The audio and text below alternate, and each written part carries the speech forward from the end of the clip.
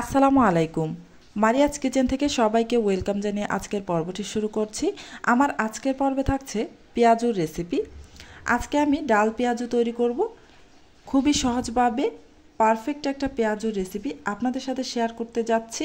চলুন তাহলে আর কথা না বাড়িয়ে এই পারফেক্ট পেঁয়াজুর রেসিপিটি আপনাদের সাথে শেয়ার করি। আশা করছি আজকের রেসিপিটি আপনাদের কাছে অনেক বেশি ভালো লাগবে। এই পেঁয়াজু তৈরি করার জন্য এখানে আমি মসুরির ডাল 1 কাপ পরিমাণ নিয়ে 20 মিনিটের মতো ভিজিয়ে রেখে তারপর ব্লেন্ডারে আধা ভাঙা করে ব্লেন্ড করে নিয়েছি। সাথে হাফ কাপ পরিমাণ খেসারির ডাল 20 মিনিটের মতো ভিজিয়ে রেখে খেসারির ডালটাকেও আমি ব্লেন্ডারে আধা ভাঙা করে ব্লেন্ড করে নিয়েছি।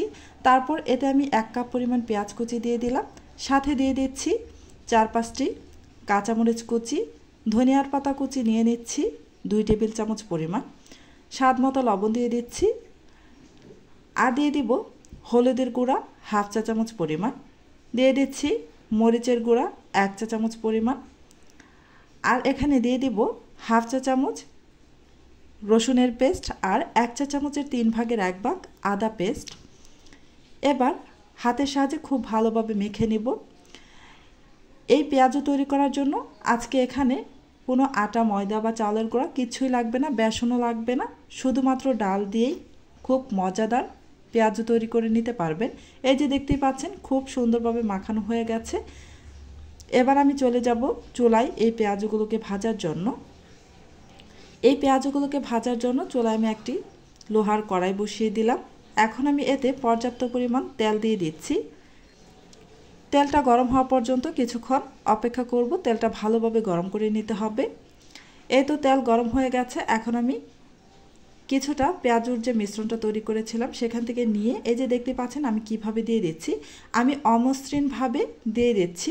আপনারা চাইলে অন্য যে কোনো শেপে দিতে পারেন, তবে এভাবে অমসৃণ করে তৈরি করে নিলে এই পেঁয়াজগুলো খুব মুচমুচে হয় আর খেতেও অনেক বেশি ভালো লাগে। এই তো দিয়ে দেওয়া হয়ে গেছে। এখন আমি চুলার আঁচ মিডিয়াম ফ্লেমে রেখে এই পেঁয়াজগুলোকে উল্টে পাল্টে মুচমুচে করে ভেজে নেব।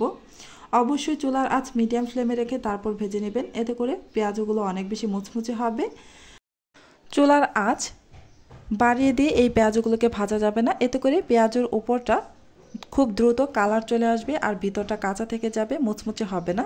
এই তো দেখতে পাচ্ছেন আমি উল্টে পাল্টে পেঁয়াজগুলোকে ভেজে নিয়েছি। এখন আমি তেল থেকে ঝরিয়ে তারপর পেঁয়াজগুলোকে উঠিয়ে নিচ্ছি।